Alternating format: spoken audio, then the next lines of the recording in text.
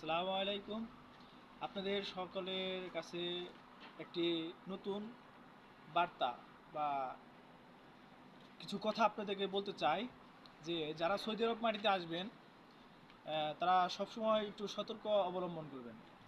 যে বিশেষ করে প্রথম একটা সতর্ক হলো যে ওয়াইফাই, যে আমাদের নেট যে সর্বক্ষণ যেটা আমাদের দরকার।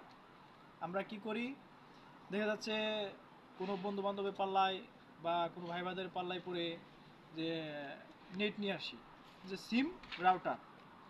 এই সিম রাউটার যে মানুষের মানে কত ক্ষতিকর একটা মানে টেনশন, যে যাকে বলে যে টেনশন দেয়, এটা আপনারা বুঝতে পারেন না।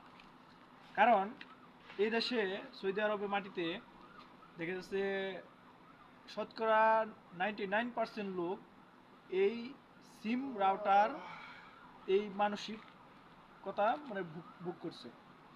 কারণ আপনাদেরকে বলবো যে যদি সিম রাউটার নেন, ওরা আপনাকে ভালো ভালোই বুঝিয়ে দিয়ে দিবে, কিন্তু তার পরবর্তীতে যখন কিনা দেখবেন যে আপনার এক জায়গায় তো আর কাজ থাকে না, যখন আপনি বন্ধ করতে যাবেন তখন আপনার প্রেশানি তখনই বোঝা যায় যে আপনি সৌদি আরবে আইসা এই সিম রাউটার নিয়ে কি ভুল করছেন।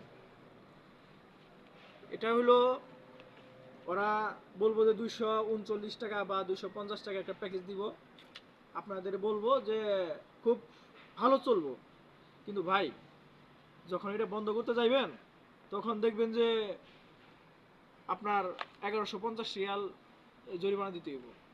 পরে ওরা বলবো যে দেখা যাইতেছে যে এটা কেটে দিছি, কিন্তু তারপরে মাসে দেখবেন যে আবার ফিরে রিপিট আপনার মেসেজ আসছে যে 90 রিয়াল অথবা 45 রিয়াল, এরকম একটা মেসেজ আসবে। তো আপনাদেরকে বলতে চাই যে আপনার সৌদি আরবের মাটিতে আইসা কখনোই ভুল করবেন না। হয়তো 100 কি 150 টাকা দিয়ে এই সিমে ব্যালেন্স বইরে আপনি নেট চালাবেন, তবু এই সিম রাউটার নামের যে একটা যন্ত্রণাদায়ক যে বস্তু আছে, এটা কখনো আপনি ব্যবহার করবেন না।